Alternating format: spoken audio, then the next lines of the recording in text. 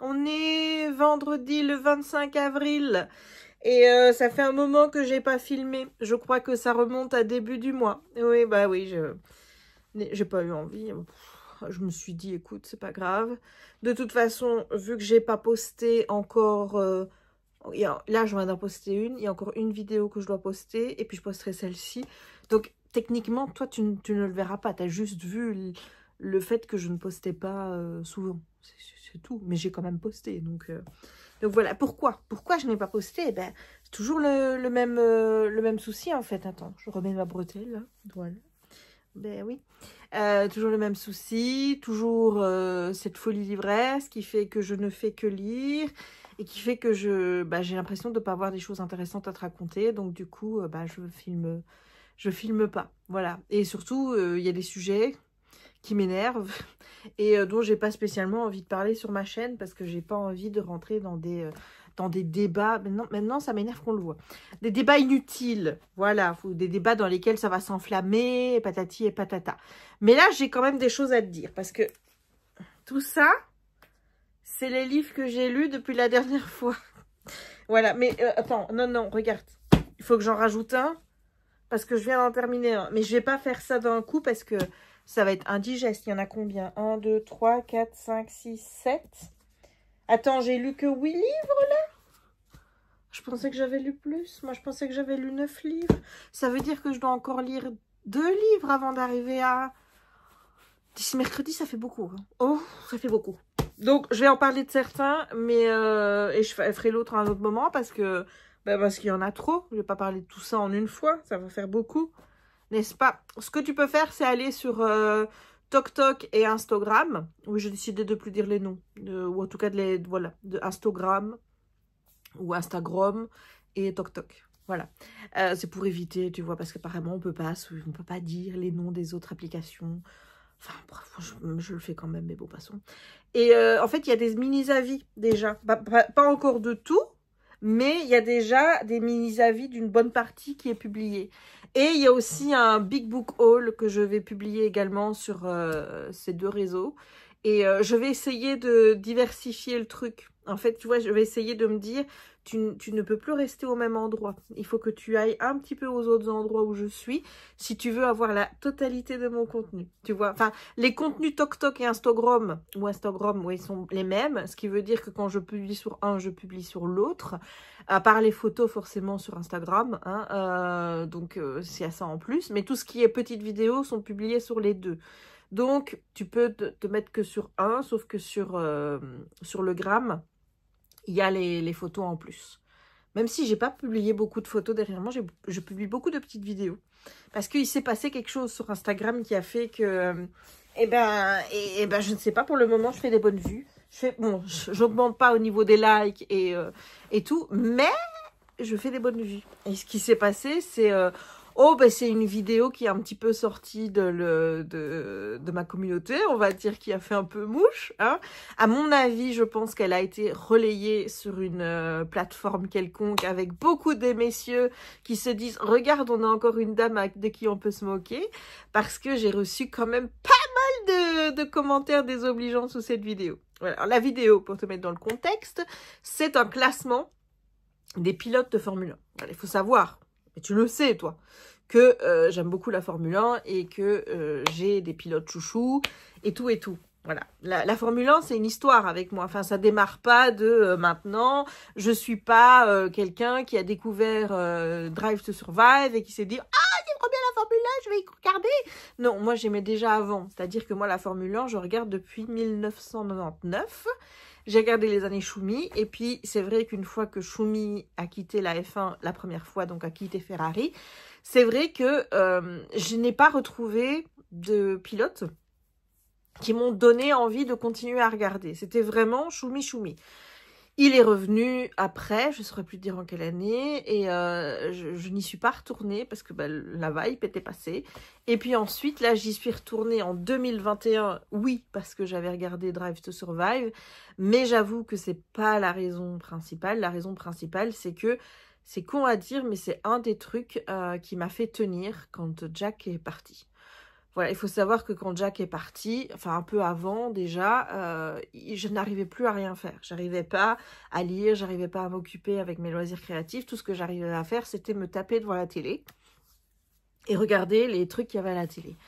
Et bah forcément, je me suis remise à regarder la F1 parce qu'il fallait que je trouve un truc à regarder pour m'occuper l'esprit. Et c'est comme ça que c'est revenu. Voilà, où j'ai appris de nouveau à aimer les pilotes et patati et tout ça. Voilà, c'est ça qui a fait que je suis revenue à la F1 et qui fait qu'aujourd'hui, ma sœur aussi est à fond. Je sais, elle, je ne saurais pas te dire si ça a été l'élément déclencheur, mais moi je sais que le fait que j'ai commencé à regarder ça parce que j'avais perdu Kiki fait qu'aujourd'hui, c'est pour ça que je suis revenue dans le game. Voilà, donc toujours est-il que j'ai fait un classement. Et j'avais précisé parce que j'avais vu une fille faire ce classement-là. Donc j'avais mis dans mes favoris pour pouvoir retrouver la vidéo. Et elle en a fait une autre après parce qu'elle se ramassait des commentaires de mecs qui venaient lui dire hein, que son classement ci, son classement là, et qu'elle expliquait qu'en fait, bah, elle n'avait pas fait le classement en fonction du talent des pilotes, mais en fonction bah, de détails tout con, comme si elle les trouvait beaux ou si elle les aimait bien ou pas, tu vois.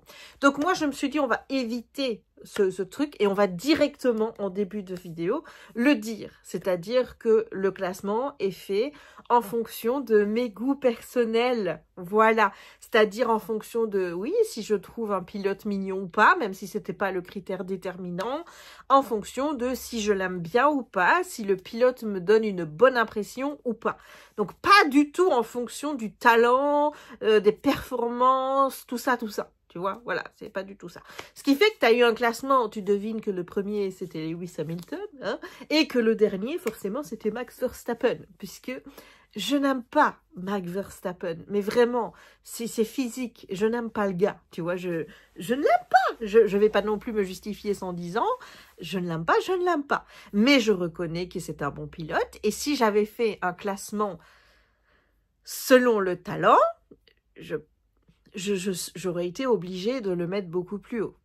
Voilà, je pense que si j'étais honnête avec moi-même, j'aurais dû le mettre en position numéro 1. Même si j'adore Lewis, tu vois, mais si je me base sur aujourd'hui, là, je suis obligée de reconnaître que c'est lui le numéro 1. Tu vois, donc je ne suis pas idiote, je le sais. Mais c'est juste que là, je classe les pilotes en fonction de je les aime bien ou je les aime pas. Bon, évidemment, il y a des messieurs, ils n'ont pas compris. Ils n'ont pas compris. Puis ils se sont dit, c'est une bonne occasion d'aller critiquer une fille qui fait ce genre de vidéos sur le net. Hein. Donc, entre ceux qui m'ont dit que j'avais des goûts très douteux, sans justifier. Hein. Non, il y en a, ils ont quand même mis, tu peux pas mettre Max dernier, nanana. Moi, je lui ai répondu, bah si je le peux. Si, c'est en fonction de mes goûts, c'est subjectif, donc bien sûr que je peux. Donc voilà, j'en ai beaucoup qui ont critiqué mes doux plus que douteux, hein, visiblement. Il y en a qui l'ont fait, bah, ils n'ont pas critiqué mes goûts, ils ont dit que ils comprenaient, ou en tout cas, ils respectaient mes choix, même s'ils n'étaient pas d'accord avec toutes les positions, notamment certains pilotes qu'ils auraient classés autrement, mais grosso modo, il y en a qui étaient d'accord avec moi et tout. Donc, j'ai eu des commentaires sympas, des commentaires moins sympas, et évidemment, j'ai eu des commentaires sur ma personne. Mais c'était évident, hein. Voilà, j'en ai un, mis à part, il a dit, si tu n'avais pas, si tu ne t'étais pas justifié au début, je t'aurais signalé. Et là, je me dis, mais de quoi ? Tu m'aurais signalé de quoi? Parce que je ne suis pas d'accord avec toi, certes, mais je pense que le fait de mettre Max Verstappen à la 20e position n'est pas un motif de signalement sur le gramme. Hein. Je pense, je pense. Hein. Mais voilà, apparemment, ça méritait d'être signalé. Bref. Et j'ai eu des commentaires.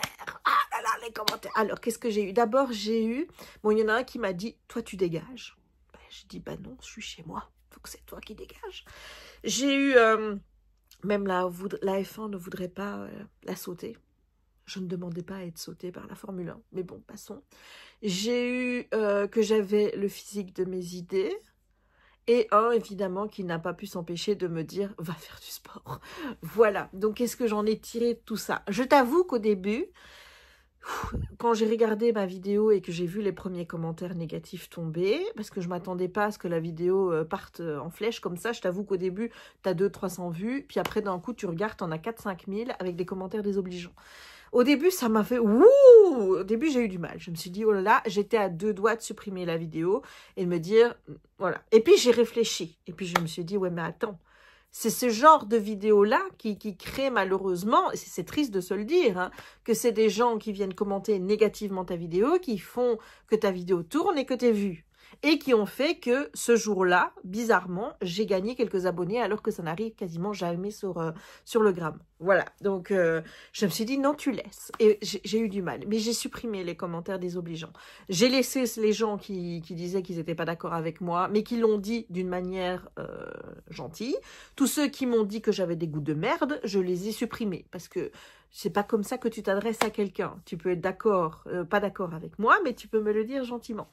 Donc, ouais, on a commencé par prendre cette leçon en pleine figure, de se dire plein de commentaires négatifs, mais ça m'a pas, au début, ouais, mais après, ça m'a pas trop perturbée, ça m'a pas trop fait mal. Je me suis dit, c'est des cons. C'est des cons qui sont en train de contribuer à la visibilité de cette vidéo et donc à la visibilité de mon pseudo. Donc j'ai dit, c'est pas grave, on laisse. J'ai juste supprimé ce que je pouvais pas voir parce que moi, au-delà de voir le message, je ne supporte pas les gens qui vont liker sur le message. Donc, à partir de là, ben voilà. Je te le dis aussi parce que je vois des messages qui viennent de Messenger. Ma sœur a publié deux vidéos, quelques vidéos sur TikTok. Je te mettrai son TikTok en barre d'infos, son TokTok. Je te le mettrai en barre d'infos. Il faut savoir que ma sœur ne fait jamais de vidéos face cam. Elle a décidé d'en faire un parce qu'elle avait envie de partager aussi sur ses livres. Parce que ça y est les gars, je l'ai convertie et je lui ai donné cette passion d'acheter des livres. Voilà, au-delà de lire aussi. Et bah, du coup, elle partage tout ça sur Insta. Enfin non, pas sur Insta, sur TokTok. Donc si tu veux aller la suivre, eh bien, je te mettrai ça en barre d'infos. Voilà, ça c'est dit. Donc, on va parler bouquin. On va parler bouquin et on va essayer d'aller dans l'ordre parce que sinon, je risque d'oublier. J'ai lu Woven by Gold, qui est donc le deuxième tome de Beast of the Briar de Elizabeth Helen et qui est donc un coup de cœur, comme le premier tome. Et cette saga, elle file pour être sur le même tableau qu'à Cotard. Ah oui, oui, bah là je te dis, hein, c'est du lourd, hein, c'est du lourd. Alors je vais pas te faire un résumé de ce tome 2, je vais juste te dire, donc on est sur la suite du 1, la suite, enfin le 1 c'est vraiment la réécriture du conte de la Belle et la Bête, un petit peu comme à Cotard, et puis ensuite bah, tu pars dans un univers qui est vraiment propre.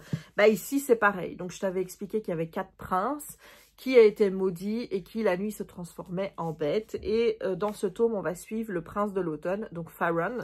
Et bah, il y a des choses qui se passent dans le royaume de l'automne. Et donc, Rosalina et les princes vont aller enquêter pour savoir ce qui se passe et essayer de faire revenir un peu l'ordre dans ce royaume, puisque bon, le monde des faées va l'enchanter. Là, il part un peu en cacahuète, hein, on va pas se dire, mais... Voilà, je pense que ça va être aussi la berdouille dans les autres royaumes. Donc le prochain, ce sera le royaume du printemps. Et le tome 3 sort au mois de septembre. Je ne sais pas comment je vais concrètement faire pour attendre jusque-là. Parce que je te jure, c'est un coup de cœur. Je ne peux pas t'expliquer à quel point ces livres me plaisent, me font du bien.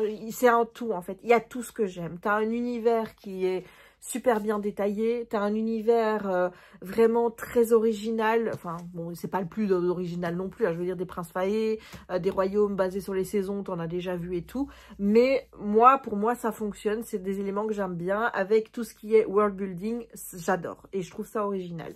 Et tu as les princes, Rosalina aussi, et aussi le prince Caspian, qui est donc le prince des épines, tout ça fonctionne avec des chapitres qui sont écrits, enfin, qui sont à la première personne, mais soit sous le point de vue de Rosalina, sous le point de vue des princes, sur le point de vue de Caspian. Tu passes d'un à l'autre comme ça. Tu as une histoire qui est très complète, avec des relations entre les personnages qui sont approfondies, des relations plus. Enfin, moi, il faut pas plus, en fait. Il faut pas plus pour que j'aime, et c'est un vrai coup de cœur, et... Oh, je suis amoureuse. Je suis amoureuse de ces livres et en fait, je suis amoureuse de la troupe Harem Inversé. Donc, qui est aussi appelée, j'ai appris il n'y a pas longtemps, la troupe White Shoes. Bah oui, pourquoi choisir quand on peut avoir les 4 hein. Voilà, donc J'ai vraiment adoré ce livre, j'ai adoré tout ce qu'il dégage, j'ai adoré les scènes de smut dans ce livre. Il y en a plus que dans le tome 1, mais honnêtement, j'ai pas trouvé que c'était de trop, comme par exemple dans Pénélope. Non, c'est pas Pénélope, c'est Hadès et Perséphone. Voilà, rien à voir avec Pénélope. Hein. Donc, c'est pas comme dans Hadès et Perséphone où c'est à tous les chapitres, c'est n'importe quand. C'est à des moments comme ça, tu vois. Et en plus, c'est raconté d'une manière tellement spicy. La première scène de sexe, elle arrive donc dans la partie été du château, entre, je vais pas te dire qui, mais ils sont 3. J'ai adoré cette scène. J'ai adoré cette scène et en plus on te fait vivre la frustration parce que on ne va pas jusqu'au bout avec toutes les scènes, tu vois. Et donc t'es frustré et t'as envie de plus. Et en fait, j'ai plein de théories par rapport à ce livre. Il y en a une qui s'est déjà avérée correcte. En tout cas, j'espère qu'elle se confirmera pour le reste de la saga. J'aime ce livre, j'adore. Et franchement, si tu as aimé Cotard, je ne peux que te conseiller de lire ça. C'est vraiment très bon. Je t'avoue que j'hésite vraiment à acheter les tomes en VO pour pouvoir les continuer. Mais j'ai commencé en français. J'ai envie d'avoir ces magnifiques versions de chez Chatterley. Et ça m'embêterait en fait, tu vois, d'acheter un livre en anglais, de le lire en anglais, et puis après de mettre, combien que ça coûte ces affaires-là? Presque 27 € pour un autre livre en français que je ne ferai que mettre dans ma bibliothèque, parce que ça m'étonnerait que je les relise en français tout de suite à leur sortie. Tu vois, peut-être dans quelques années, qui sait. Mais surtout qu'il va y en avoir 7. 7. Il y en aura 7. C'est 7 hein, qu'elle a dit. Attends, il y en a un, et puis ensuite les 4 princes, ça fait 5. Le 6e sur ça, et le 7e, à mon avis, qui clôture tout, ouais, 7. 7, on n'est qu'à 2. Donc si je dois encore me retaper dans les 2 langues, non. Donc je vais essayer d'être patiente. Ensuite, j'ai lu en tout autre genre, j'ai lu Comment résoudre votre propre meurtre de Christine Perrin chez Michel Lafon. Donc ici, on apprend que Frances, j'ai oublié son nom de famille, Frances, quand elle était jeune fille, elle a été se faire tirer les cartes, en tout cas elle a eu une prédiction qui disait que elle serait assassinée un jour, et elle avait une prédiction qui était quand même très claire avec certains éléments qui en gros disait que si ça arrive, bah, c'est que le reste allait se passer, quoi, tu vois, en gros c'est ça. Et elle a demandé à ce que la fille de sa nièce, qui s'appelle Annie, si mes souvenirs sont bons, vienne à Castelnol, qui est le petit village dans lequel elle habite, avec le neveu de son mari défunt, et aussi le fils de l'avocat, qui est agent immobilier, pour préciser les modalités de son testament qu'elle a fait modifier. Et donc, ce qui se passe, c'est que le jour où ils sont réunis pour cette fameuse réunion, eh bien, Frances meurt. Et tout le monde pense que c'est bien un assassinat. Et donc, voilà. Et donc, comme elle savait qu'elle allait être assassinée, elle a prévu tout dans son testament en disant que les 2 héritiers, là, donc elle, Annie et le neveu de son défunt mari, ont 7 jours pour découvrir qui est le meurtrier. Et si au bout de ce délai, ou si la police trouve avant, eh bien, à ce moment-là, l'argent et tout reviendrait au fils de l'avocat, qui est agent immobilier et qui mettrait tout en vente pour en faire Dieu sait quoi, parce qu'apparemment, c'est un village qui est très prisé pour y faire tous des trucs de vacances et tout ça et tout ça. Voilà, et donc on suit l'enquête. Et j'ai vraiment beaucoup aimé ce roman. Alors, ce que j'ai aimé, c'est qu'il est à la première personne. On suit Annie d'un côté, et de l'autre, on a tous les journaux, parce qu'elle écrivait un journal, Frances. Et donc ici, elle a, en italique, tu as tous les extraits de journaux qu'a écrit Frances, où elle raconte ce qui s'est passé ce fameux été-là, parce que ce fameux été de 1900, attends, je vais te dire la date, c'est 1966, il s'est passé quelque chose, et elle raconte un petit peu avant tout ça, tout ce qui s'est passé. Voilà, et donc on suit les 2 histoires en parallèle, et j'avoue qu'au départ j'ai eu du mal parce que j'ai trouvé que c'était lent et que on donnait pas beaucoup d'éléments, ça n'avançait pas vite, tu vois.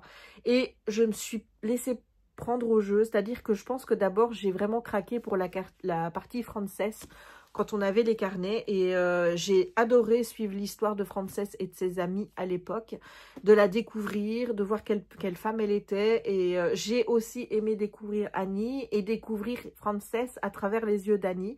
Donc c'était une lecture vraiment très très très sympa.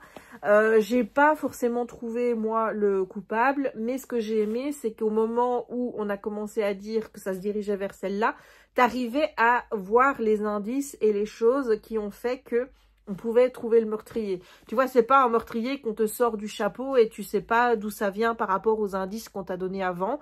Là, tu sais retracer vraiment l'histoire et voir pourquoi Annie a pensé que telle personne pourrait être la coupable. Donc, honnêtement, j'ai vraiment bien aimé. J'ai appris que c'était une saga et que le tome 2 allait sortir en anglais. En tout cas, il sort ce mois-ci. Donc, j'ai vraiment hâte de pouvoir me le procurer. Mais ça, c'était vraiment sympa et je te le recommande. The Westing Game de Hélène Raskin chez Monsieur Toussaint, l'ouverture. Donc, on est sur le même genre d'histoire. On a Monsieur Westing qui habite pas loin d'un immeuble qui, je pense que cet immeuble lui appartient, je ne suis plus sûre, mais bon. Toujours est-il qu'on voit un jour de la fumée dans cette maison alors qu'il n'était pas revenu là depuis des années. Et le lendemain, il est retrouvé mort. Donc là encore, rebelote, il y a un héritage. Et quasiment tous les habitants de l'immeuble sont invités à se joindre, enfin à rejoindre la maison pour découvrir le fameux testament. Et dans le testament, il y a aussi une chasse à l'indice. Et celui qui découvre qui a tué Monsieur Westing, empoche la totalité. Donc, on est vraiment sur le même genre de livre, sauf que là, j'ai beaucoup moins adhéré. Alors, le bouquin est magnifique, hein, je ne dis pas. C'est d'ailleurs une des raisons qui a fait que je l'ai acheté. Mais j'ai moins adhéré. Déjà, on est sur une écriture à la 3e personne. Tu sais que ça, j'aime moins. Moi, j'aime bien quand c'est quelqu'un qui raconte ce qui se passe et tout. On passe d'un personnage à l'autre. Ce qui est bien, c'est que même s'il y a beaucoup de personnages, puisque je crois qu'ils sont 16 dans la course à l'héritage, c'était facile de savoir qui était qui et je me suis pas emmêlée entre les personnages. Et à un moment, ils forment des duos et honnêtement, ça allait pour savoir qui était avec qui et tout. Par rapport à ça, c'était pas très compliqué de s'y retrouver dans l'histoire. Donc, je me suis pas sentie perdue, je me suis pas sentie dépassée, rien du tout. C'est juste que j'ai trouvé que c'était très lent. J'ai trouvé que les indices qui étaient donnés pour avancer dans l'histoire, c'était pas ouf. Et j'ai pas poussé de gros bois à la fin. J'ai pas trouvé la fin formidable. Enfin voilà, c'est pas un roman qui va me laisser une marque indélébile. Tu vois, sitôt lu, sitôt oublié. Il est beau, mais il est plus beau que bon. Voilà, c'est ce qu'il faut en retenir. Allez, je t'en fais encore un et je te fais... celui-ci, je vais les faire dans l'ordre, j'ai dit. Donc, La fille du train de Paula Hawkins chez Sonatine, mais il est sorti chez Pocket en poche depuis. Donc ça, il date de 2016, donc c'est pas un livre récent. Donc, on est sur une histoire où on suit Rachel qui s'est séparée de son... Enfin, séparée, ils sont même divorcés avec son mari. Lui, il est parti avec la femme avec qui il trompait Rachel. Ils ont un enfant. Il vit dans la maison dans laquelle ils ont vécu avec Rachel et qu'ils avaient acheté. Elle, donc, elle habite chez une amie. C'était censé être une solution temporaire, mais qui s'éternise depuis 2 ans. Et tous les jours, elle prend le train de Londres pour aller... Non, de sa petite banlieue pour aller à Londres, c'est ça. Et elle passe devant la maison de son ex, qui s'appelle Tom. Et quelques maisons plus loin, il y a un couple qui s'appelle Scott et Megan. Sauf que ça... Rachel dans le train ne le sait pas, mais toujours est-il qu'elle les observe tous les jours et qu'elle trouve que ce couple est vraiment parfait, qu'ils mènent la vie parfaite. Elle leur invente des métiers, elle leur a inventé des noms. Pour elle, c'est Jess et Jason. Et voilà, tous les jours, elle les regarde le matin, elle les regarde le soir. C'est son petit moment, c'est son petit truc qui la fait tenir dans un monde où malheureusement, pour elle, rien ne va, puisqu'elle est en dépression et qu'en plus de ça, elle sombre vraiment dans l'alcoolisme. Et un jour, elle va voir Jess, donc / Megan, au bras d'un autre homme dans cette fameuse maison. Et là, elle va se poser des questions, ça va la turlupiner et tout. Et le lendemain, dans les journaux, elle va voir Megan en première page et elle va découvrir qu'elle a disparu. Et donc, elle va vouloir se mêler un petit peu de cette affaire parce que elle est, pour elle, tu vois, Jess et Jason, Megan et Scott, elle est impliquée avec eux et donc elle va vouloir découvrir ce qui est arrivé. J'ai beaucoup aimé, j'ai vraiment beaucoup aimé. On n'est pas sur un thriller où il y a de l'action. C'est un roman qui est excessivement lent. On a 3 narratrices. On a Rachel d'abord, ensuite on a Megan, qui est donc la personne disparue, et on a Anna. Anna qui est la nouvelle femme de Tom. Et donc on va suivre ces 3 femmes à ces moments-là. C'est-à-dire que Rachel, on la suit vraiment un tout petit peu avant que Megan disparaisse, et ensuite, ben, après. Anna, c'est pareil, et Megan, on commence à la suivre quelques mois avant sa disparition. Ce qui est trop bien dans cette histoire, c'est que tu as plusieurs théories qui vont se mettre en place. C'est que tu peux pas arrêter de douter de Rachel, parce qu'évidemment, elle est alcoolique. Elle s'est rendue dans la rue, la fameuse rue, le soir avant la disparition de Megan.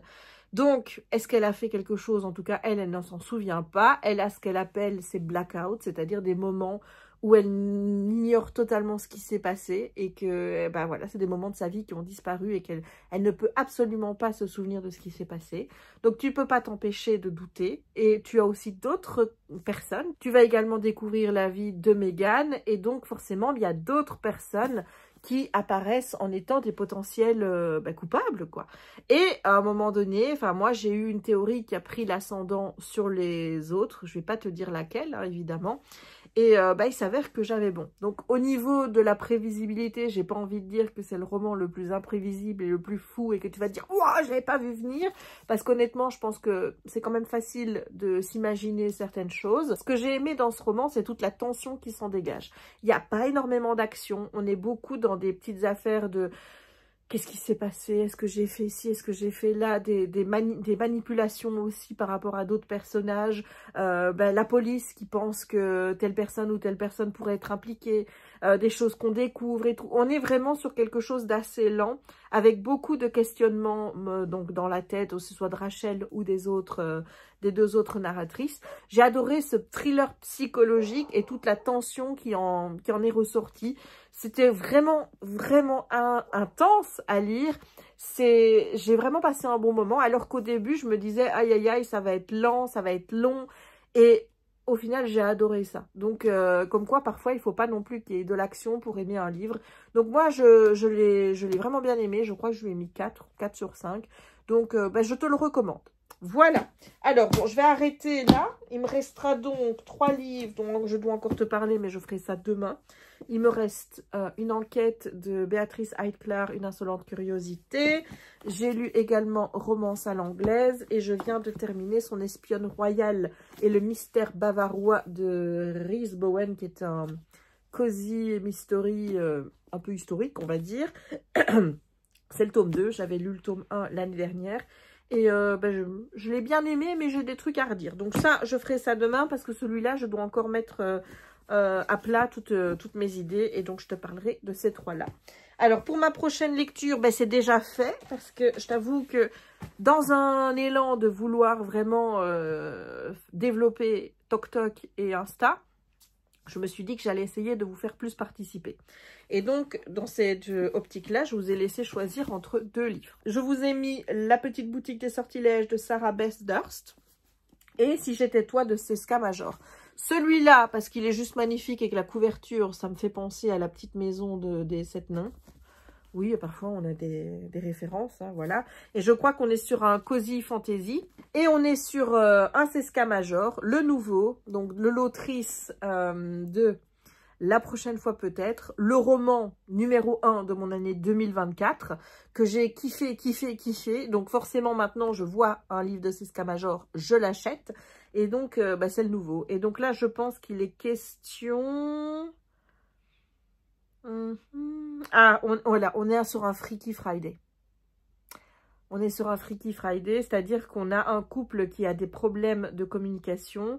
Il va y avoir un éclair qui va les frapper dans la voiture et ils vont se retrouver l'un dans la peau de l'autre. Voilà. Alors, je t'avoue que si moi, j'avais dû choisir personnellement un des 2 livres, j'aurais pris celui-là. Parce que... parce que le résumé me hype et que Freaky Friday, quoi. Mais clairement, vous avez choisi celui-ci aussi bien sur tous les réseaux sociaux. C'est-à-dire que c'était publié aussi sur ma page Facebook. Et sur ma page Facebook, c'est pareil. C'est celui-ci qui est arrivé en tête. Donc voilà. Et moi qui espérais lire 9 livres, enfin non, 10 livres pour le mois d'avril, Je pense que du coup, je vais en lire que 9 parce que je vois pas comment je peux encore en lire un après ça. À moins que je case une BD dans là. Oui, surtout que je suis en congé. Hein. Je suis en congé depuis lundi. Hein. Mais oui, tu vas dire pourquoi t'as pas fait de vidéo avant. Pourquoi? Lundi, qu'est-ce que j'ai fait lundi? Lundi, c'était férié. Voilà, je ne sais plus ce que j'ai fait. Et mardi, on est allé chez Molière, donc la librairie à Charleroi qui est grande, trop grande. Et où j'ai fait une bêtise. J'ai acheté 2 sacs pleins de livres.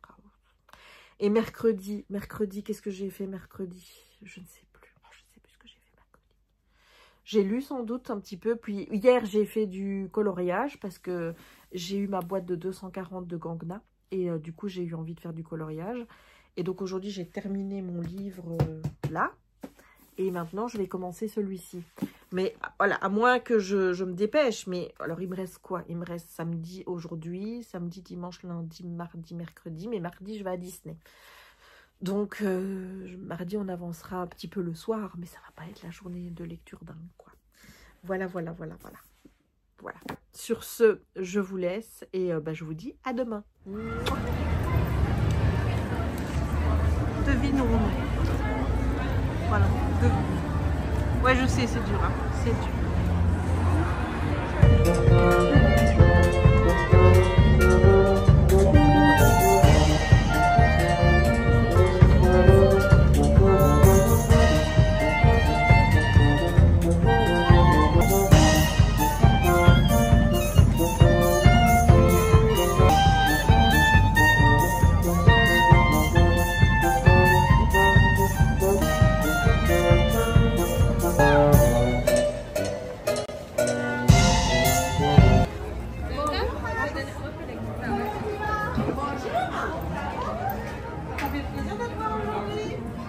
Ah oui, t'as vu, je me suis acheté des nouvelles lunettes.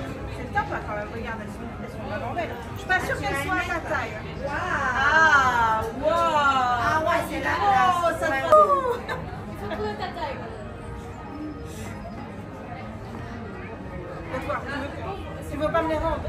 Ah, quand même. Ah, c'est gentil, merci. Vous faites une belle photo? Oui? Ok, vous me regardez, s'il vous plaît. Encore une. Et la dernière. Parfait. Merci. C'est par là.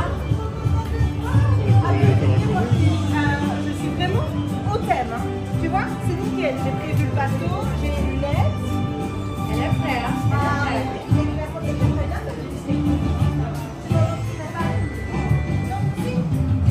Mini est d'accord de m'offrir une coupe. Il y a une preuve. Tout a été filmé. Oh, monsieur Capitaine Jack Sparrow, j'aime ça. Non, je préfère le monsieur, en fait. Monsieur Capitaine Jack Sparrow, c'est Floringal, ouais. Oh, j'aime beaucoup la coupe. Ah oui, c'est magnifique, hein. Oh, ouais, j'aime ça aussi, ouais. Attends, on prend un bon pour le monsieur. Voilà. Ah, ben, mais c'est vraiment chouette. Si je fais comme ça, c'est presque le même. Alors, mais si vous voulez avec, c'est là, c'est... Non, vous l'avez pas. Mais je vous l'ai pas, moi, bravo. C'est pour nous. Alors, si vous voulez une photo. Oui. Oh! Mais c'est juste pour le tour, c'est pas un cadeau, ouais. Attention. Ouais. Hello! Regarde! Aloha! J'étais pas sûre de venir, hein, parce que c'est dur pour venir te voir. Hein. C'est dur, et je me suis dit, je vais quand même le prendre, parce que tu as vu ce magnifique sac. Il est trop beau, hein? Ah oui, c'est mini toi. Ah oui, ah là là, il est trop beau, hein? Et attends, regarde, moi aussi je vais faire la star. Regarde-moi ça. Oh. Regarde-moi ça. Ah! Hey! T'as vu, hein? Ouais, je ne sais pas danser, mais c'est pas grave. On va faire une petite photo. Oui. Allez, voilà, on va faire un petit câlin.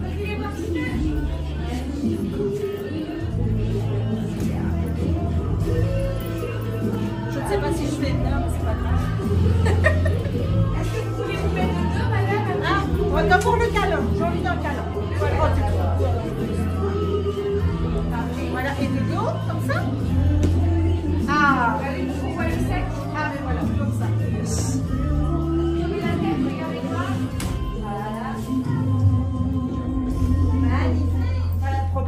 mes grosses fesses avec ça. C'est un peu le souci. Mais bon, qu'est-ce que tu veux? On peut pas être parfaite, hein.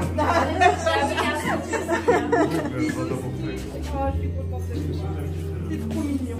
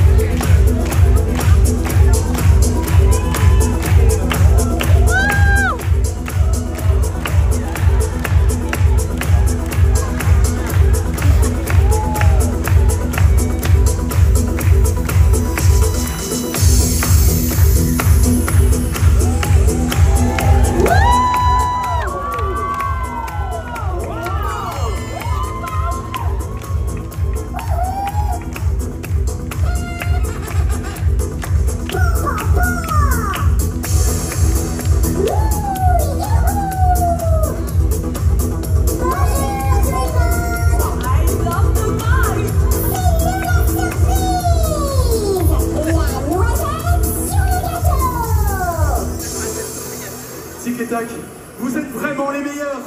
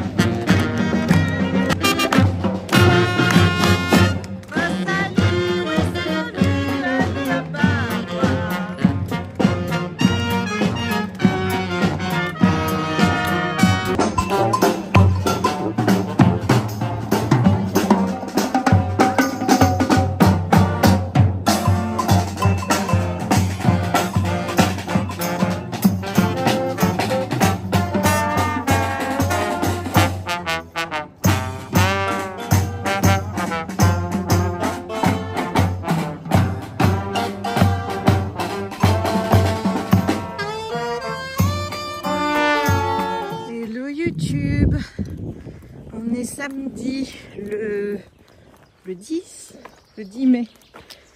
Tu vas te dire, mais Jess, qu'est-ce que c'est que ces vlogs complètement disparates? La dernière fois que j'ai filmé, j'étais allée à Disney, je pense.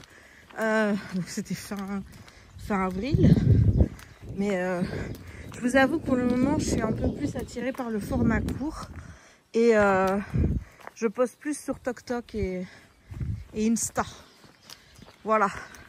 Donc je fais des mini-avis lecture qui tiennent en 3-4 minutes. Je fais les hauls. Donc ouais, pour me suivre, il faut vraiment aller là-bas pour le moment. Parce que le format court me plaît plus. Pour la simple et bonne raison que ça va plus vite. Et que pour le montage, ça nécessite beaucoup moins de temps.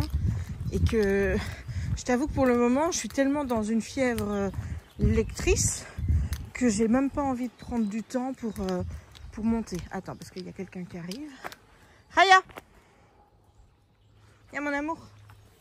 Je te laisse profiter le cadre de ma balade que tu connais, hein, mais qui est beaucoup plus verdoyant qu'il y a quelques temps. Il fait super bon. Franchement, c'est un plaisir de se promener. Il fait pas trop chaud. Il y a des coins d'ombre, comme tu vois. Donc c'est nickel. Vraiment, c'est nickel. Voilà, mais j'avais quand même envie de te faire un petit coucou par ici. Te dire que je ne t'oublie pas, que je vais sans doute me mettre à monter mes vlogs à un moment ou à un autre. Et à reposter plus. Mais c'est vrai que pour le moment, le format court est plus attrayant. Et je suis avec Bichette. Bichette qui mange de l'herbe. Comme d'habitude, hein. Je ne cherche pas une équipe qui gagne hein, ici. Voilà, sinon rien de neuf. J'ai terminé mon mois d'octobre, mais bien sûr. Mon mois d'avril avec 10 livres lus. Là, j'en suis à 3. Je suis à mon 4e, mais il y en a un dont je ne peux pas parler parce que c'est une lecture mystère. Voilà, alors pour ceux qui me suivent déjà depuis très longtemps, je parle de plus de 10 ans. Il y a 10 ans, je bossais avec des maisons d'édition comme lectrice. Donc dans le sens où on me donnait un manuscrit en anglais. Je le lisais, je rendais mon avis sur ce manuscrit.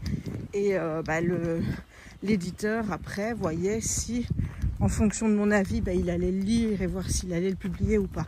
Voilà, il y en a beaucoup qui font ça. Et donc là, j'ai été recontactée par une éditrice avec qui j'ai déjà travaillé dans le passé, qui m'a redemandé si j'étais toujours intéressée pour faire ce genre de choses. Et je lui ai dit oui, parce que franchement, c'est hyper déjà gratifiant, je trouve. Mais aussi, si tu vois, il y a un livre que tu as lu, tu as aimé, tu as fait un avis, et l'éditeur a choisi de le publier, puis ça sort, tu vois, je sais pas, il y a quelque chose qui fait que t'es content. T'es content, t'es fier de toi. Et donc, j'ai dit oui. Donc, elle m'avait donné un manuscrit à lire début de la semaine passée. Bon, ça ne s'est pas révélé être une grande lecture. Je t'avoue que ça a été ma pire lecture de l'année jusqu'ici.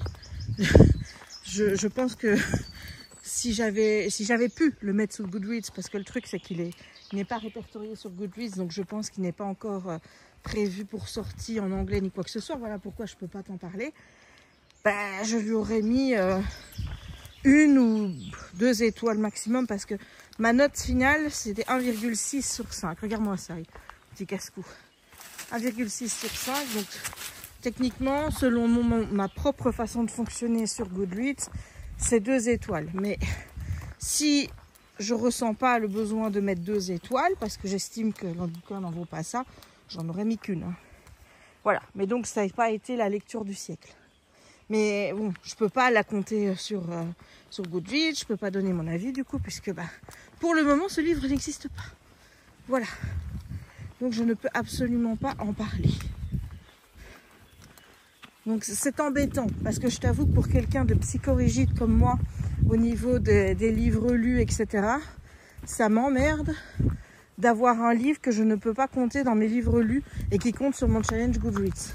Parce que du coup, mon challenge Goodreads est à -1 par rapport au véritable compte. Alors je me dis, bon Jess, pas de panique. Le jour où le livre apparaîtra sur Goodreads, tu le mettras là. De toute façon, j'ai fait mon avis pour l'éditeur, donc je l'ai toujours. Donc je pourrais compléter mon Goodreads et aussi Facebook, parce que Facebook, je me fais un petit album où je donne mon avis. C'est le même avis que je mets sur Goodreads. Hein. Donc, je me dis, no panique, tu le feras plus tard. Mais ça m'embête. Là, maintenant, tout de suite, ça m'embête. Je t'avoue que... Mais bon. Et elle m'a dit, je reviendrai bientôt vers toi avec un autre. On verra. Ma louloute! En espérant que ce soit mieux. Je sais pas si tu la vois. Raya! Ah, te voilà! Dis donc, j'ai failli t'attendre, hein? Faudrait que je fasse quand même cette trend sur TikTok, là. Avec, je crois que c'est, ça vient de Camelot. J'essaye aussi de placer, là, pas tant que ça, 4 ou 5 livres, tu vois. Mais tellement le monde l'a déjà fait avec les livres que... Mais moi, j'aime bien de faire les petites trends sur TikTok et les poster après. J'essaye aussi quand quand les vidéos sont moins de 3 minutes, ce qui n'est pas le cas de tout ce qui est... comment je veux dire, avis sur les livres, parce qu'en général je fais 4-5 minutes, j'arrive pas encore à faire moins, mais j'essaye de les mettre en short sur YouTube, comme ça je me dis bon, t'as pas de vidéo pour le moment, mais tu as au moins des petites vidéos que je poste sur les autres réseaux sociaux, tu les as là quoi. En plus c'était des petites vidéos marrantes, donc si jamais, n'hésite pas à aller voir les derniers shorts que j'ai publiés sur YouTube si tu les as pas vus. Voilà, il y a beaucoup de verdure. Je sens que je vais encore avoir des tas de tiques sur Raya. Il faut quand même savoir que la semaine passée, je crois que sur une journée, on en a retrouvé 10 sur elle. Alors, elle ne s'était pas accrochée. Hein. On a la chance que, étant donné qu'elle a un pelage qui est très dense, eh bien, les tiques ont du mal à se frayer un chemin à travers son pelage. Donc généralement elles sont sur sa tête et on n'a qu'à les choper et puis moi je les noie personnellement. Mais voilà, bon attends, je vais devoir encore te shorter parce qu'il y a des gens. Voilà.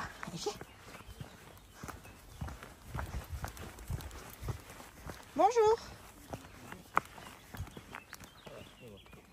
Pas de soucis, ne vous inquiétez pas. Elle s'en fout des gens. Vous auriez eu un chien, ça aurait été autre chose. Ah, il y a un chien un peu plus... Oui, notre ami a un chien. Ok, et c'est ok avec les autres chiens? Normalement, oui, je pense. Bon, alors ça devrait aller. Oui. Ouais, je vous souhaite une bonne journée. Oui. Voilà, bon écoutez, du coup je vais vous laisser, puisque je vais devoir gérer un croisement. Mais j'espère vous reprendre ce week-end pour vous faire l'avis des livres qui me restent à faire et clôturer ce vlog. Bisous, bisous. Yo, YouTube, ça fait longtemps. Ça fait longtemps, oui je sais. Alors, comme je l'avais dit dans le précédent clip, il faut que je m'habitue que la caméra est là. Attends, je vais essayer d'être un peu plus... Voilà. Pour le moment, je poste beaucoup sur TikTok et sur Insta. Donc forcément, si tu me suivais là-bas, tu verrais toutes les petites vidéos que je poste parce que ça va plus vite, le montage est plus rapide. Et sur YouTube, je t'avoue que de prendre 1h30 de mon temps pour le moment pour monter les vidéos, ça m'en coûte. Ça m'en coûte parce que j'ai envie de lire. Et voilà. Et surtout que j'ai, on va dire, repris un peu de service en tant que lectrice pro. C'est des livres en anglais. Voilà, voilà. Donc j'ai repris du service et c'est vrai que de fait, mon temps est partagé entre mes lectures perso, ces lectures-là, faire les avis et tout. Et ouais, du coup, j'ai pas beaucoup de temps. J'ai toujours pas repris les loisirs créatifs. J'ai envie, hein, je te jure que c'est pas l'envie. Tu vas dire, mais qu'est-ce qu'elle fout? Elle chipote, mais oui, mais la caméra n'est pas au bon endroit. J'aurais dû mettre dans l'autre sens. Bref, donc tout ça pour te dire que j'ai tous les avis là dont je vais te parler, j'en ai parlé sur les réseaux, mais les autres, pas ceux-ci. Voilà, alors je vais faire la fin du mois d'avril dans cette vidéo. Et ensuite, je recommencerai un nouveau vlog pour te parler des lectures du mois de mai. Alors, je vais essayer, je dis bien je vais essayer d'être un peu plus régulière et d'avoir moins de tas comme ça de livres à te parler. Mais je ne promets rien. Alors, celui-ci, je ne sais absolument plus si je t'en avais parlé ou pas. C'est une enquête de Béatrice Heidtker, Une insolente curiosité. Donc, c'est le tome 1 de Lynn Messina. C'est publié chez Les Escales. Alors, c'est une saga de Cozy Mystery qui se passe au temps de Bridgerton. Voilà, comme ça te plante un peu le décor. Il y a pas mal de tomes qui sont sortis en anglais. Je crois qu'il y en a plus de 13, si mes souvenirs sont bons. Il n'y en a que 5 qui ont été publiés en français. Et le dernier date, la dernière publication, le tome 5, ça date de novembre 2023. Donc honnêtement, j'ai des doutes pour la publication de la suite. Donc ce que j'ai fait, puisque j'avais que le tome 1 en français, j'ai acheté directement la suite en anglais. Alors j'espère que ça ira parce que je t'avoue que j'ai trouvé le style pour... Enfin, j'ai trouvé le style un peu... alambiqué, les tournures de phrases un peu longues et compagnie. Donc j'espère qu'en VO ça ira. Donc voilà. Donc ici on suit Béatrice Heidtker qui est orpheline depuis qu'elle a 5 ans, si mes souvenirs sont bons. Elle vit chez son oncle et sa tante et ils attendent à ce qu'elle fasse un mariage. Bon, ils n'attendent pas le mariage du siècle, mais ils attendent juste qu'elle se marie pour qu'elle débarrasse le plancher. Elle pense qu'elle ne se mariera pas parce qu'elle a déjà 27 ans, quelque chose comme ça. Donc déjà considérée comme une vieille fille et elle pense qu'elle va terminer comme nounou pour les enfants de ses cousins. Voilà, donc elle n'est pas très bien mise en avant par son oncle et surtout par sa tante qui lui dit bien qu'elle doit rester à sa place, c'est-à-dire discrète, tranquille et qu'on ne l'entende pas. Sauf que là, elle va partir dans la campagne pour une garden party et il va y avoir un meurtre. Et donc, ce meurtre va avoir lieu dans la bibliothèque. Elle va tomber sur le cadavre avec un autre des invités, le duc de Kesgrave, qu'elle va d'ailleurs prendre pour le responsable au départ. Alors il va dire mais non c'est pas moi. Donc ils vont se jauger les deux et ils vont bien comprendre que c'est pas eux qui sont responsables du décès. Et le duc de Kesgrave va lui dire écoutez, ce serait un peu inconvenant qu'on vous trouve ici à cette heure-ci avec moi, rentrez dans votre chambre et je m'occupe de tout. Donc elle se dit ok. Et là le lendemain quand elle se lève, elle se rend compte que je ne sais plus comment s'appelle celui qui est mort, mais le duc de Kesgrave a raconté qu'il s'était suicidé. Évidemment à l'époque, c'est disgrâce, hein, et ce qui fait que sa famille n'hérite pas. Quand c'est comme ça, c'est l'État qui reprend tout l'argent, etc. au cas de suicide. Donc, Béatrice, elle dit, mais non, il n'y a pas eu de suicide, il y a eu meurtre.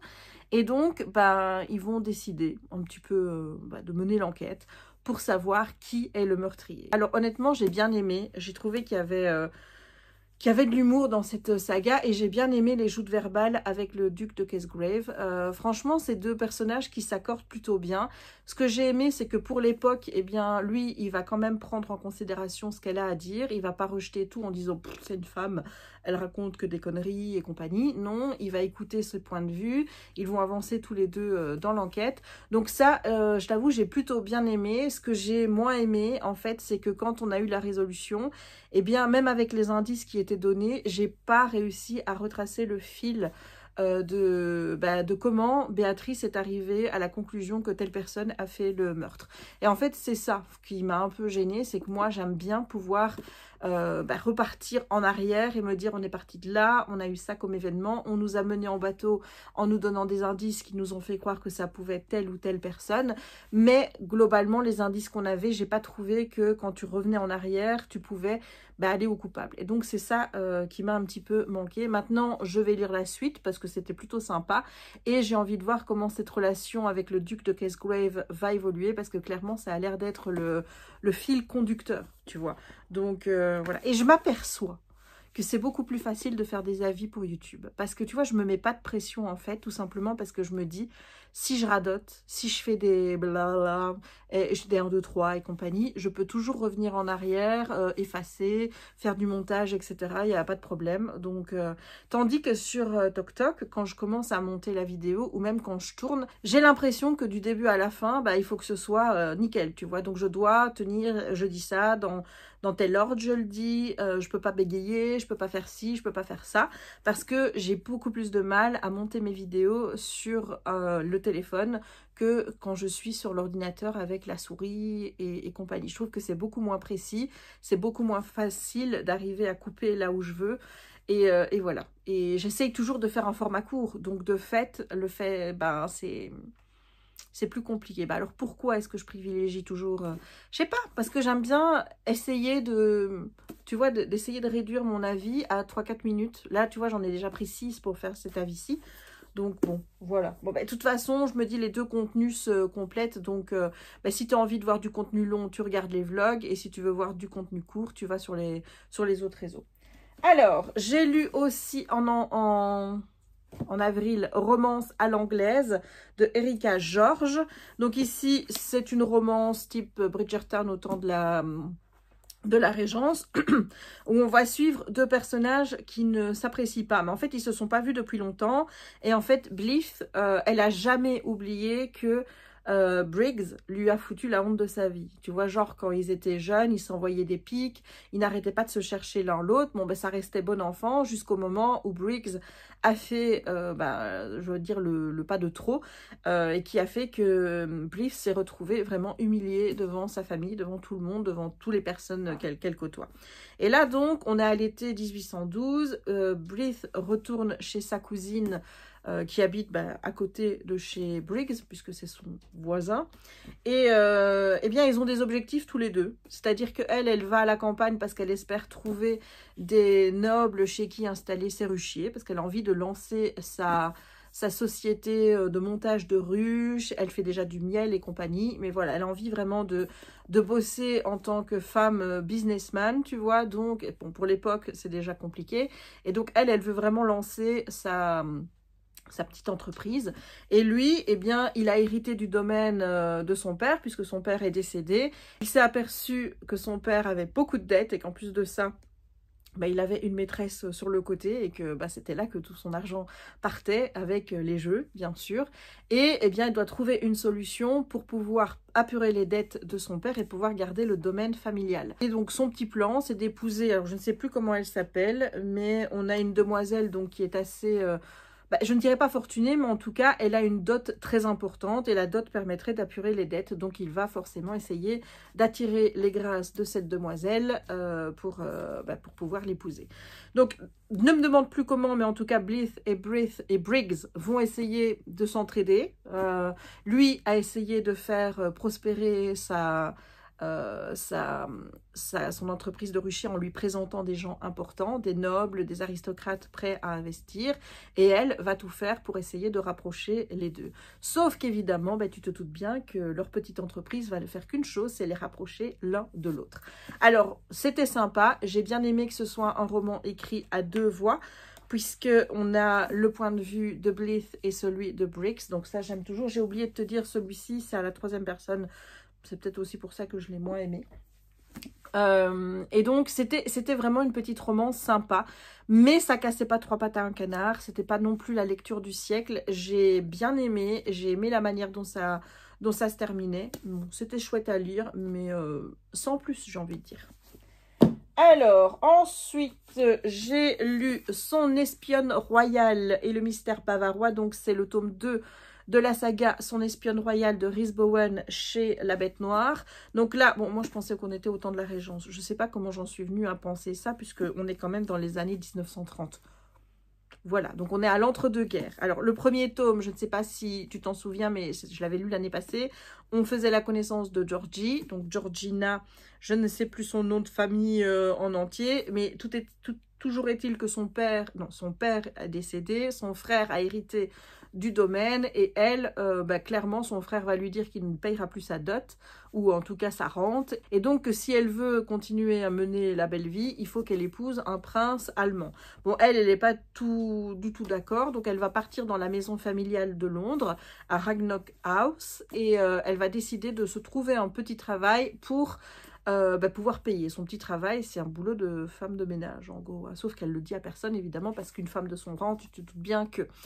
Et la particularité, c'est que Georgie, elle est 34e sur l'ordre de succession au trône d'Angleterre et elle connaît bien la reine d'Angleterre. Et donc, dans le premier tome, sa majesté royale va lui demander de surveiller son fils, donc le prince. Bon, c'est les vrais noms, mais je ne sais plus comment il s'appelle le prince, ne me demande pas. C'est le frère du père d'Élisabeth, voilà. Et elle va lui demander de le surveiller parce que il aimerait bien qu'il se marie, mais lui, il préfère courir au cul d'une Américaine qui est en plus pas divorcée, qui est toujours mariée.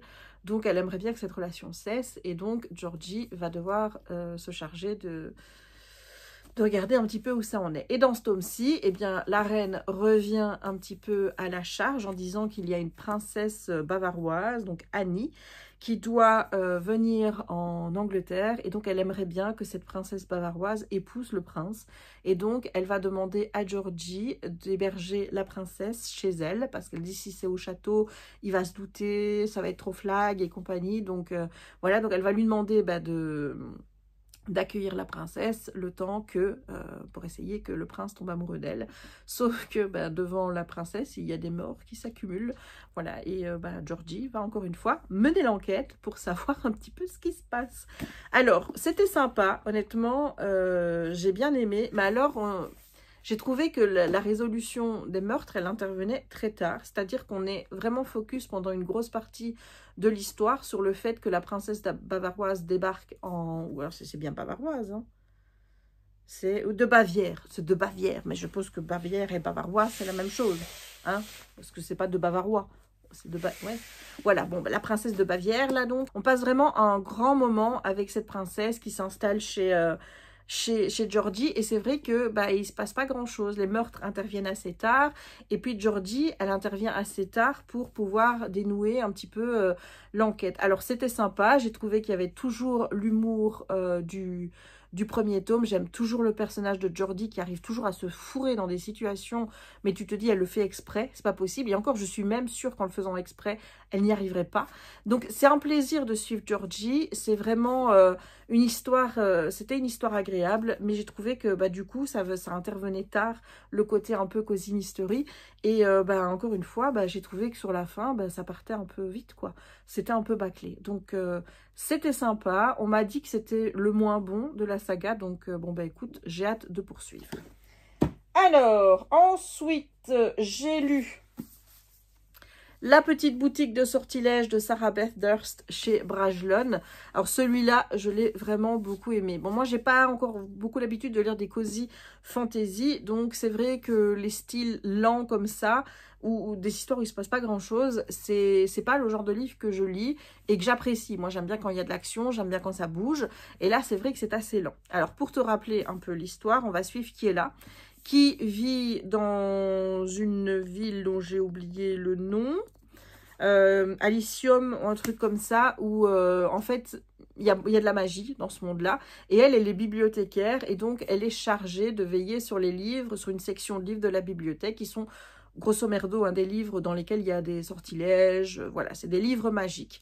Et cette société, il faut savoir qu'il y a donc la ville principale avec l'île principale, et puis il y a des îles autour, et en fait les mages, qui sont les seuls habilités à pouvoir faire la musique, je vais dire, qui sont les seuls habilités à user de la magie dans ce monde, eh bien doivent faire le tour des îles pour aller réparer en quelque sorte les conséquences que l'usage intensif de la magie sur le continent, eh bien, il peut y avoir des tempêtes magiques ou des choses comme ça qui font que, eh bien, les habitants des îles sont soumis à des climats, à des conditions qui font que, si on vient pas les aider un petit peu, eh bien, c'est le bordel, quoi. Voilà, donc aussi bien par rapport au climat que par rapport au fait de faire pousser des fruits et compagnie, et aussi par rapport au fait d'aider pour la naissance d'animaux magiques et tout ça. Donc, j'allais perdre mes oreilles, toi. Donc, il y a une rébellion, et cette rébellion est focalisée sur le continent. L'empereur, là, pardon, lui a coupé la tête, et honnêtement, qu'il y a. Elle se dit, dans ma bibliothèque, je suis tranquille. Elle avait pris les devants, elle avait déjà sorti des livres, les mettre dans un bateau au cas où elle devrait fuir. Mais en fait, il s'avère que ils ont mis le feu à la bibliothèque. Donc, elle n'a pas d'autre choix que de vite se démerder, prendre encore quelques livres et partir avec Cass, qui est une plante sentiente. Donc, c'est une plante à qui on a donné la vie par magie. Et donc, elle décide de fuir et de repartir dans son île natale, qui est l'île de Caltray.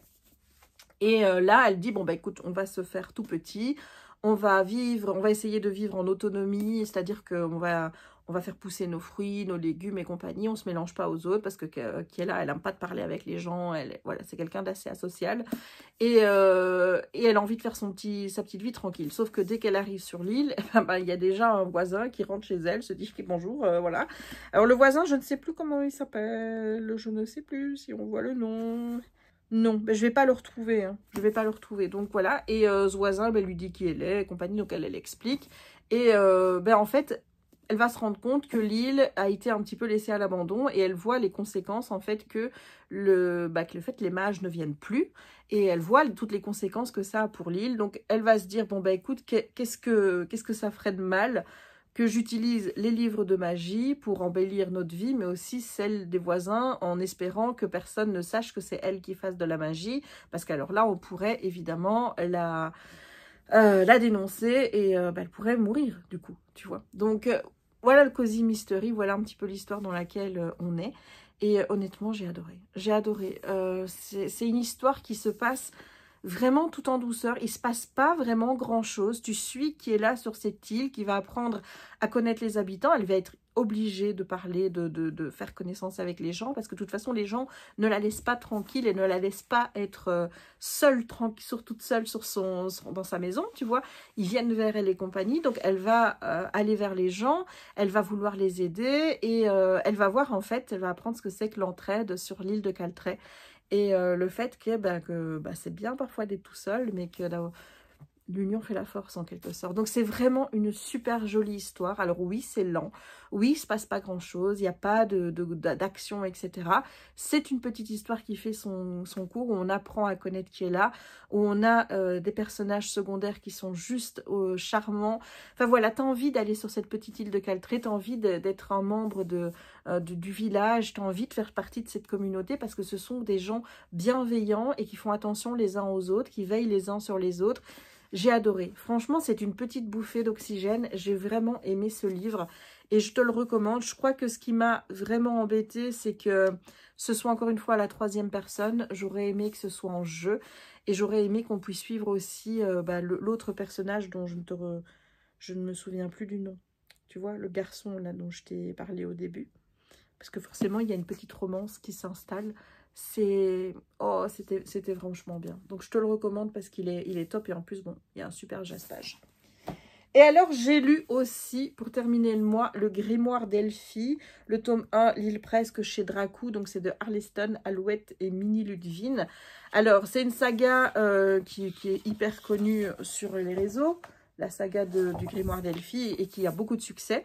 Et moi je viens d'acheter le tome 2 parce que j'ai envie de continuer. Ça sent bon, j'adore ce genre de dessin. Moi, j'aime bien ce genre de dessin. J'aime bien quand c'est coloré. J'aime bien les dessins qui font encore enfantin. Enfin, voilà, moi, c'est ce genre-là que je kiffe pour la BD. Et donc, dans cette histoire, on va suivre 3 sœurs. Donc, il y a Elfie, Magda et Louette. Si mes souvenirs sont bons. Attends, j'essaye de retrouver... Oui, Magda. Donc, on a Elfie qui est la plus jeune. Elle a 11 ans. Magda, elle a 12 ans. Et Louette est la plus grande, elle a 18 ans. Et donc, leur mère est décédée. Et elles vivent chez leur tante, qui n'est pas non plus une tante bienveillante, gentille. Voilà, elle est très, faites votre devoir, faites ci, faites-la, très autoritaire et compagnie. Donc, Louette, qui a 18 ans, elle est partie, mais ses 2 sœurs sont toujours chez elle. Et un jour, Louette va débarquer avec un bus style bus anglais, qu'elle a aménagé en bibliobus, et elle dit, écoute, moi j'ai été voir le juge, j'ai réussi à avoir la garde de mes sœurs, et je me barre avec elles, et ciao, bye bye, voilà. Et donc leur truc, c'est de faire le tour de France avec le bibliobus, d'aller vendre des livres sur place, et bah, de résoudre aussi des petites choses parce que en fait Louette va donner à chacune des deux sœurs un cadeau qui appartient à leur, qui leur est dû de leur maman, et Elfie reçoit un grimoire qui s'avère être un grimoire magique. Voilà, alors, leur premier arrêt ici, c'est la Bretagne. C'était une très chouette histoire. Honnêtement, j'ai beaucoup aimé. Bon, je t'avoue que j'ai eu un problème dès le début, mais ça, c'est une déformation professionnelle. Je te rappelle que je suis juriste à la base. Et donc, le fait d'avoir Louette qui débarque avec son jugement en disant « Voilà, j'ai récupéré la garde de ma sœur », ça... Non, enfin, je suis désolée, un jugement, c'est contradictoire. Le principe du contradictoire, en droit, ça veut dire que chaque partie doit être entendue. Donc, forcément, si Louette est entendue, de l'autre côté, la tante aurait dû être informée, il aurait dû y avoir une audience avec des avocats qui viennent plaider les dossiers, ou pas, parce que c'est pas sûr qu'il y ait des avocats, mais en tout cas... il aurait dû y avoir un jugement contradictoire et pas un truc fait unilatéralement par la sœur, non. Ça n'est point très crédible, surtout qu'en plus de ça, il faut quand même savoir que, bon, je sais pas en France, mais en Belgique, à partir de 12 ans, tu dois être entendu. Donc, bon, c'est pas le cas d'Elfie parce qu'elle en a 11, mais au moins, Magda aurait dû être entendue par le juge avant qu'une décision soit prononcée sur sa garde. Voilà. Donc, moi, j'ai déjà tiqué parce que du coup, alors, oui, tu vas me dire, Jess, tu peux pas faire rentrer dans une histoire tout ce bordel de jugement, patati patata. Ouais, mais moi, tu m'arrives avec un jugement comme ça en disant, tada, regarde ce que j'ai. Mais moi, voilà, la crédibilité, elle en prend un coup, tu comprends, parce que ça se passe pas comme ça dans la vraie vie. Donc, à part ça, j'ai kiffé. C'était vraiment une petite lecture sympa. C'était rafraîchissant. J'ai aimé les sœurs. Bon, je t'avoue que j'ai un petit peu plus de soucis avec Magda parce qu'elle commence vraiment sa crise d'adolescence. Et bon, des trois, c'est elle qui a le vécu le plus compliqué. Ça, je peux l'entendre, mais c'est celle qui elle avait un peu casse-bonbon, quoi, tu vois. Elfie, c'est un petit électron libre. Louette, elle est marrante. Elle dit, et voilà, elle veut aussi installer des règles. Elle dit aux sœurs, bah, il y aura école le matin avec moi. On va faire école à la maison. Vous m'aiderez pour le bus et compagnie. Elle est plutôt cool, mais il y a quand même des règles. Tu vois, on n'est pas non plus dans de l'anarchie totale avec trois sœurs qui vivent, voilà, non. Donc, franchement, j'ai trouvé ça sympa et j'ai envie de lire la suite. Donc, le tome 2 m'attend et quand j'aurai lu... plusieurs tomes, je ferai une vidéo spéciale sur les petits réseaux. Je vais les appeler comme ça maintenant, les petits réseaux sur cette saga, parce que là, j'en ai pas fait, juste pour un tome. Voilà. Donc, écoute, j'ai clôturé toutes mes lectures du mois de avril pour ce vlog. Donc, on se retrouvera dans un nouveau vlog pour les lectures de mai. J'essaierai de faire quelque chose d'un peu moins bloc comme ça, avec tous des avis lecture finalement, parce que ces vlogs, c'est finalement des gros avis lecture. Hein. Voilà, il n'y a pas beaucoup d'autres choses. Regarde, d'ailleurs, j'ai acheté ça à Disney. Ils commencent à avoir du merch tic et tac, et ça, c'est génial. Pourquoi est-ce que je change de sujet? Ben oui, justement pour pas avoir cet effet trop... cet effet trop bilan de lecture, tu vois. J'ai dit, ouais, ben, je te parle d'autre chose en même temps. Donc voilà. Donc le mois d'avril a été plutôt sympa. Niveau lecture, je retiens du mois d'avril ma grosse découverte des livres d'Elisabeth Hélène, donc Beasts of the Briar, avec le tome 1, donc il y avait Woven by Gold, c'est le deuxième, et le premier c'est Banded by Thorns. J'ai kiffé. En fait, j'ai vraiment vu que ce genre de réécriture de La Belle et la Bête, ça marchait vachement avec moi. Et surtout aussi que j'aime bien les harems inversés. Enfin, en tout cas, quand c'est bien fait. Et dans ce livre-là, c'était super bien fait. Donc, rien à dire. Donc voilà, donc c'est bien parce que maintenant, je vais pouvoir ranger enfin tous ces livres qui traînaient sur mon bureau parce que il fallait que je t'en parle. Voilà. Et maintenant, je ne sais pas si je vais faire ça aujourd'hui, mais je vais recommencer un nouveau vlog pour... parce que celui-ci est déjà bien imposant. Et voilà, je te promets, je vais essayer de faire un effort, mais pour le moment, j'ai vraiment du mal à tout concilier. C'est juste que la lecture, je suis à fond dedans. Je t'avoue que j'ai envie de faire du loisir créatif, mais j'ai tellement envie d'atteindre cet objectif de 100 lectures à l'année et que je vois bien, là, je suis à 41 à l'heure où je te parle. Et je sais que c'est pas une compète, mais j'ai vraiment envie d'atteindre ce petit goal pour moi. Tu vois, je l'ai jamais atteint. Ou alors, je l'ai peut-être atteint une fois, je sais pas. Mais en tout cas, voilà, j'ai envie d'atteindre ce petit goal-là. J'achète plein de livres, c'est normal que j'ai envie de les lire. Mais je lis pas vite. Et surtout, je suis facilement distraite par les réseaux sociaux. Je perds vachement de temps sur TokTok et compagnie. Donc voilà, je dis oui, si je prenais mon temps là et que je le mettais sur les loisirs créatifs, je pourrais gérer les deux en même temps. Mais le fait est que... Donc voilà. Et surtout avec les lectures, maintenant que j'ai repris de manière professionnelle, on va dire, ben ça me laisse encore un peu moins de temps. Donc ben, il faut faire des choix. Et donc pour le moment, le choix, c'est de dire YouTube, je fais moins de vidéos, mais j'en fais sur les autres réseaux. Et Louloute, est-ce que tu viens dire bonjour? Tu montes? Allez, monte. Allez, viens après maman, là. Viens là. Bonjour. Tu dis bonjour aux gens? Bonjour. Regardez comme je suis belle. Oh oui. Oh, j'aime ma maman. Et je suis une belle fifi. Mais pour le moment, elle se chope plein de tiques parce qu'on va dans les bois et forcément, elle va dans les grandes herbes. Hein, ma louloute? Et il y a des tiques. Hein, donc maman, elle doit être vigilante et regarder à chaque balade. Regarde comme t'es belle. Oh oui, je suis amoureuse de toi. Oh oui, je suis amoureuse de toi. Bon, elle est protégée, hein, je précise. Elle est protégée. Donc, voilà. Mais quand même, on fait attention, on essaye de les enlever avant que les tiques ne mordent. Hein? Et regarde, je parle. Regarde ce que je trouve. Une tique. Bon, ben écoute, je vais te laisser. Je vais aller la mettre je la noie. Moi, c'est tout ce que je fais avec les tiques, je les noie. Donc, écoute, je te souhaite une bonne journée. J'espère que ce vlog t'aura plu. Si c'est le cas, n'hésite pas à laisser un petit pouce en l'air.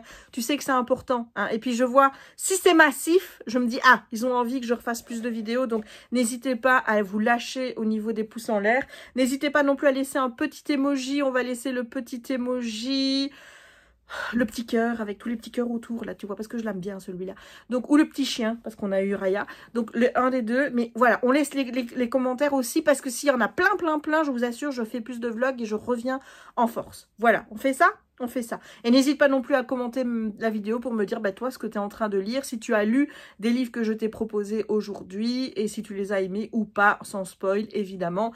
Et ben voilà. Et donc, je te demande aussi, mais non, bien sûr. Donc, je t'invite aussi à t'abonner si ce n'est pas encore fait, à partager la lecture, à partager la vidéo si le cœur t'en dit, et à activer la petite cloche pour ne manquer aucune des prochaines publications.